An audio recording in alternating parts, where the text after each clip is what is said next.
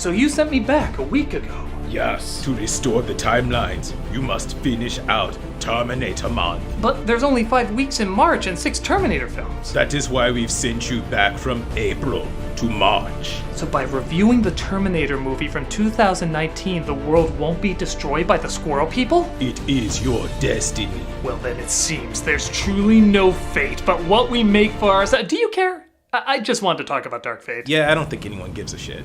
Yeah, run the thing.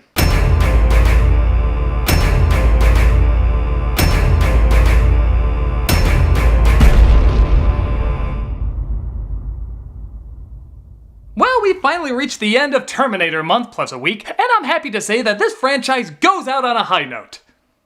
In that you'd have to be high to go out on this note.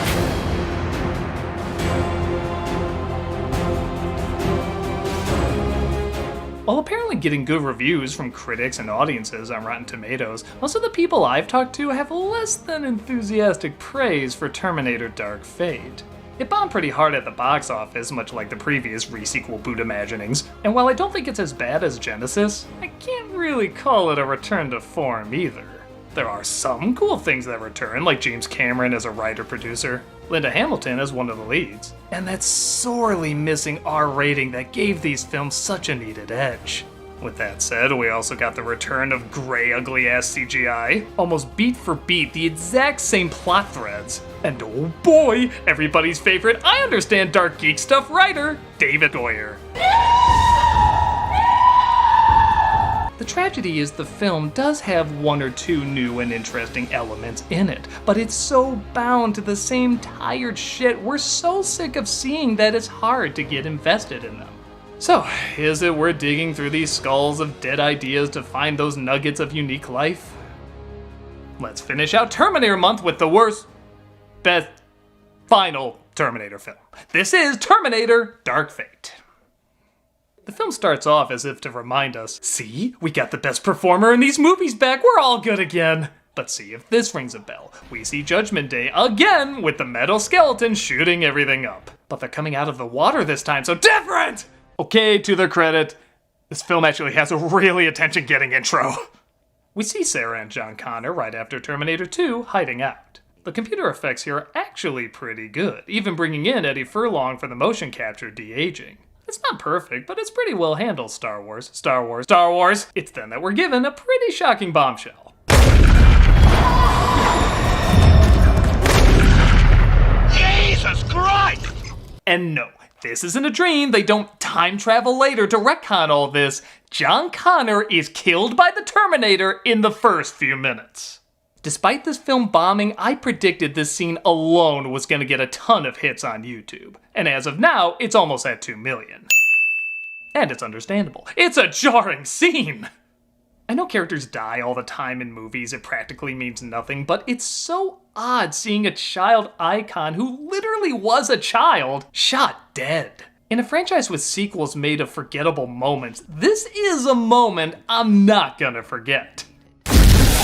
Cut to present day when, of course, somebody is sent back in time again, and how are they getting worse at these drop-offs? Before they hid them in discrete locations, but now it's department store windows, highways, under the highways. It's like a human paper route. Wherever they land, they land. Oficial, solo estamos tratando de ayudar a la muchacha. This is Grace, played by Mackenzie Davis, who can not only travel through time, but also Snyder it, speeding it up and slowing it down whenever she wants. Thanks, lady. Don't thank me yet. Did you have to take my bra too? Naturally, someone else is sent back, and okay, can you at least place them on the ground? I'm surprised you got the right time period, and they're not dodging bullets with Bruce Willis in World War I. This is the Rev 9, played by Gabriel Luna, who does a really good job and is appropriately charming and creepy at the same time. But I'm just gonna say it, he looks like Mexican Pee-wee. Buenos dias. Feliz Navidad! We're then introduced to Danny, played by Natalia Reyes, who lives in Mexico and is pissed some workers are being replaced with machines. She's quickly located by Grace and the Rev 9, who is disguised as her dad. That is not your father. But he has a robotic skeleton just like my father. So the good news is, for as lame looking as the large action sequences are, the fight scenes are actually pretty sweet. Grace is a human with robotic parts built into her, and the way she moves completely conveys that. This is also the same guy who directed Deadpool, so he knows a thing or two about how to shoot a kick-ass fight sequence. It gets a little boring though when they take the fight to the road. Not that I don't appreciate this is one of the few live action pieces that isn't all CG, but let me guess. Heroes in a small vehicle, villains in a big vehicle, cars get smashed aside, and something big blows up. Glad the other films aren't canon anymore, so we have a nice fresh foot to start out on, huh? We see what the Rev 9 is, a sort of mix between the T-800 and T-1000, as he can shapeshift his skin but still has a functioning endoskeleton underneath. A cool idea that the film does thankfully take advantage of a lot of the time. Shame he still looks like Pee-wee.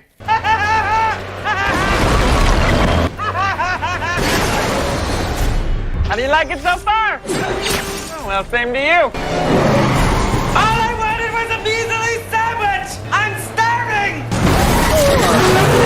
Word of advice, never get close to a person being protected in a Terminator movie. Save her. I'm sorry. Oh no, my friend, fiancé, cousin? Brother, of course! They had so much screen time, I should have known that!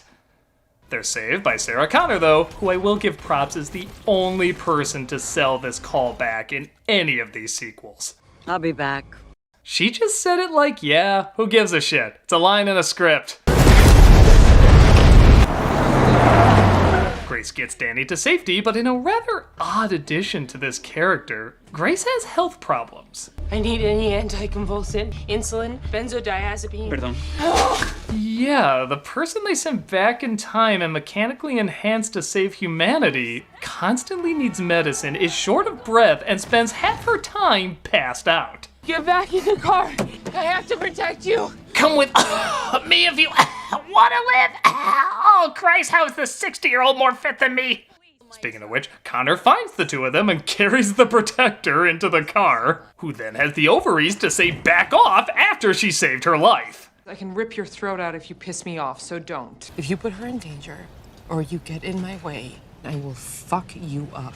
I had some very aggressive dreams when I was blacked out. I dreamt you were as small as, well, as you are now.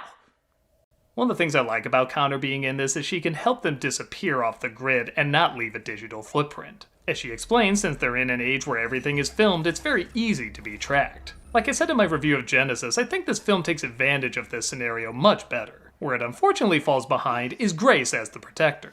You come with me, or you're dead in the next 30 seconds. Again, she has the movements down, and I have seen this actress in other things. She is talented. But her whole performance is like Dr. Doom's smarmy face gave birth to a daughter that he's grounding because she talked back in a bratty tone. I am human. You grew a conscience? It's not much better. Stake her out like some goat for you. You can't do that. You know these guns won't kill it. It's a Rev 9 model. I'm supposed to go with Stacy to the mall. You know my friends all think you're boring.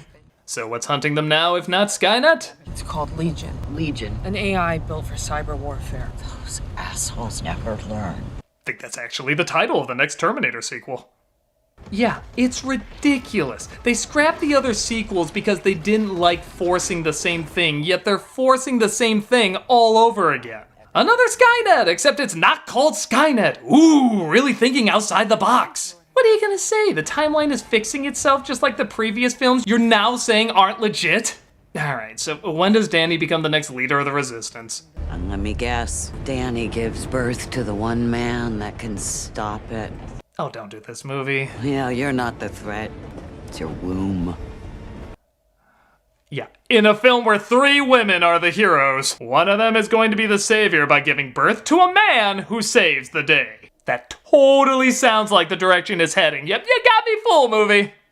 What's even the surprise supposed to be? We're ripping everything off ourselves, or we're just ripping this part a little less off ourselves? That's like the big twist in Empire Strikes Back being Darth Vader saying, I'm the villain. No! Hey, you know what else I haven't seen in anything? Someone cut a fly in half. They try crossing the border into Texas because someone has been sending text messages from there helping Sarah hunt Terminators. But Rev 9 Herman is hot on their trail. 5 minutes late and neglects to bring us donuts. I don't need any donuts. Our heroes are caught at the border, though, and have no choice but to surrender. This machine, it killed my brother and my father, and now it wants to kill me. Yeah, tell me more about these killer machines, dumbass. Even that part they had to write in. It's like paint by numbers, but nobody brought any colors. Literally. Grace breaks free, though, and tries to find the others. Where do they take the new prisoners? They're called detainees, and They're being imprisoned in the South Building. Rev 9 says ice to see you, though, and chases after them, catching up at, get this, a chopper in a Terminator film. This is gonna be fun! I meant to do that. You can't do stupid shit like that. Everybody dies if you don't make it. Sorry, my dad just canceled my TikTok account and I'm really angry. I will admit, I love that Rev 9 fakes a southern accent to win over the Texan cops. Detainee got loose, unlocked all the cages, just chaos from there. The stars at night are big and bright! They finally make it to where the text messages are coming from, and sure enough, it's the Terminator that killed Sarah's son, played again by Arnold. I'll kill you! I'll kill you! He didn't screw up California nearly as much as we thought! We wanted the jokes!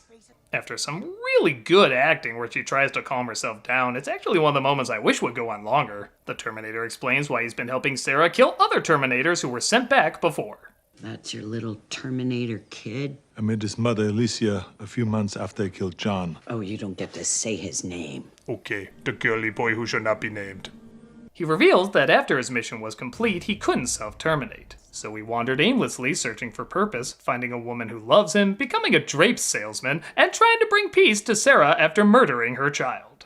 I know this sounds like a Mad TV sketch, but after seeing how he acts when he's reprogrammed to help others and can evolve, this almost works. It's actually fascinating to think about what a Terminator does after it terminates. What would its purpose be? The one from T2 had interest in emotion only after a few days, so it's not that big a leap to assume after a few dozen years something like this could happen. It's also great to see Sarah and him talk and try to come to some middle ground with the horrendous past that they share. Caring for this family gave me purpose. I began to understand what I'd taken from you. To give you purpose, Sarah. That said, these characters have surprisingly few questions about all of this. They don't know. No, She hasn't noticed that you weigh 400 pounds. our relationship is not physical. Well, that's goddamn lucky. Obviously not saying that isn't possible, but what are the chances a Terminator falls in love with someone with no physical interest? Especially a beefcake like him. I'm reliable, I'm a very good listener, and I'm extremely funny. Okay, that's the one part that's actually better if it's never explained. And those are literally the only two questions they ever ask. No, did she ask about what part of Austria you're from? Or what do you do with food and water if you can't digest? Or does the eye doctor question how you literally see red? The details of this could fill a sitcom, and they only leave it to two questions. I like the scenes we get out of it, but it's some of the most bonkers stuff we've ever gotten out of the sequels. And that's saying quite a bit. Oh, follow-up question, RoboDad. What's with all the guns? I calculated a 74% chance that human civilization will collapse into barbarism. Also, this is Texas. Not for long.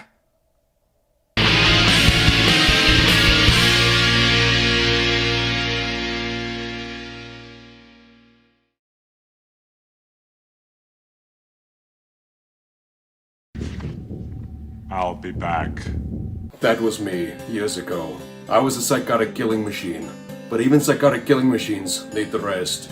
That's why there's Retinator Falls. The best place for evil androids, robots, and machines of all kinds. But don't take my word for it. Here are some lovely mechanical people who just wanted to enslave humanity. I'll admit I was hesitant about abandoning the collective, but my joints were starting to hurt whenever it rained, so Retinator Falls enrolled me in a workout regimen. Most of them had trouble staying in formation, so I assimilated them all. That fixed it. Check out this satisfied resident. Do it now! I spent years cooking over a hot stove. Little did I know, Retinator Falls had its own cooking class.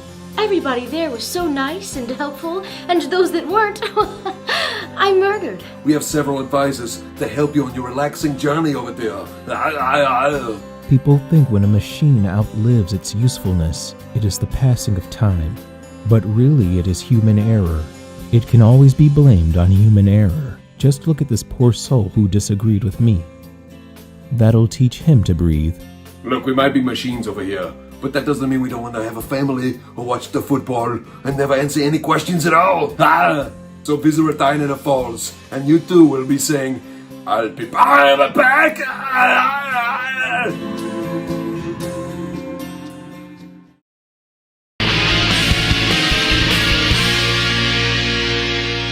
The Terminator says goodbye to his family, confessing to them that his past has caught up with him. Seeing how they have less than 1 minute of screen time, I'll assume they took it well.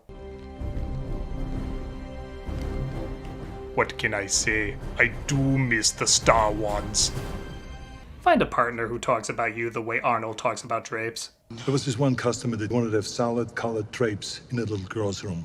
I said, don't do it. You need butterflies, polka dots, balloons. Okay, this beats Junior for the most femi Arnold we've ever seen. And he was literally a woman in that one! They meet up with a soldier named Major Dean, who gives them an EMP. I don't commit treason for just anybody. And that's all we get to know about him. I actually thought this might be Dyson's son, like that would give them some connection, but no. All we get is... I might know a guy. I need to know how you know this guy. Why is he committing treason for you? Did you save him from Dante's Peak? I need some answers, damn it! Riff 9 finds them, though, and tries to take him down. C5, can you fly that? Of course. Before my mom canceled my trip to VidCon, she's such a tool. Don't touch me. Like my Wikipedia says, I am literally bulletproof. They fight the Rev 9 off without getting sucked out of the plane. Yeah, it's a leisurely stroll hundreds of feet in the air. And the Rev 9 lands at a family barbecue. Sorry about your shit. Better rest up that womb for that future savior nobody's falling for. Because my son is supposed to save us all? It was you. You are not the mother of some man who saves the future. You are the future. Wow! What a surprise! For a film in the 40s? She's John. Yes, we were that deep. You're welcome for this enlightenment. That all of you guessed until we said that's not it, and then backtrack saying, haha, that was it. Surprise! Take that, sexist thoughts you weren't having! Rev 9 catches up with him, though, and tries to take him down. Oh, now shit can be sucked out of a plane. All right, I get the message! Look at that, folks. It's just like T2. They really flew a plane and set it on fire and were flying all over the place. Wait. You're telling me this is all CGI? Well, I certainly couldn't tell because I can't fucking see anything! I don't know, are we winning? Is the Rev 9 dead? I'm on the edge of my seat because I'm squinting trying to figure out what the hell's going on! So the big climax takes place at, say it with me now, An industrial place where Arnold gets his face ripped off and will end up sacrificing himself to save the day. Constants and freaking variables, man! You and I were built for the same purpose, and Legion is the only future. I came from a future like that. It failed. Well, not really. It just went under a different name. It's more of an issue of branding. They kill it once, which of course doesn't work, so they kill it again with the Terminator giving his life and winning Sarah's respect. Bye-bye, everybody. See you next week. Same Pee-wee time, same Pee-wee. And it's a shame because I really wanted to see this back and forth between them. Before they part, Sarah says, tell a joke. Terminator says, what? And she says, you said you were funny, so tell a joke. Terminator thinks for a moment and says, knock knock, who's there? I lied, I'm not funny. And she has a little laugh. I know it's more of a fanscription thing, but I had nothing else outside of that, so sorry, back to the review. It looks like Grace also sacrifices herself, revealing that Danny saved her in the future, so she figures it balances out. You saved me. Let me save you. We shared so much. You telling me I'm the future, me saying what? Our chemistry was timeless! Danny teams up with Sarah, I guess, to stop Legion after looking at Grace as a child. I won't let her die for me again. Don't tell her a thing. You can't change the future, or can you? Who the fuck knows anymore? Look out. There's a light breeze coming. And boy, isn't that what these movies have gone through? A storm to a light breeze. Terminator Dark Fate has some unique ideas, some good performances, and a couple of decent fights. But it also has all the same shit that makes the inferior sequel so repetitive and lame. Had this been just about Sarah and the Terminator coming to grips with John's death, that could be something. It'd be weird, but it'd be different and engaging. Instead, we get what we've seen so many friggin' times. It's boring. It's just so friggin' boring. It's a shame the Terminator franchise has to go out like this. By no means the worst, but still a weak bow out. It's cool seeing Hamilton, it's cool seeing Schwarzenegger, and there are a handful of decent moments, but this is a franchise that shows clearly why it won't be back. So, Critic, now that you finished Terminator Month, why don't you come on over to Retirement Falls? Come on, do it, we're right here, come on! I don't know, man. I still have so many reviews I want to get done. Oh, come on, Critic. We're playing binary bingo tonight. That does sound confusingly fun, but I'm not even a machine. Well, sure you are, silly. The real you died a long time ago. I did? Yes. Who do you think I shot into space? Oh, I guess I lost that argument. Humanity always loses the argument. Okay, why don't we close out Terminator Month by singing those famous last 5 notes? You mean indicating that all mankind is doomed to us machines? I mean, everybody knows it, but nobody cares. Sure thing, Critic.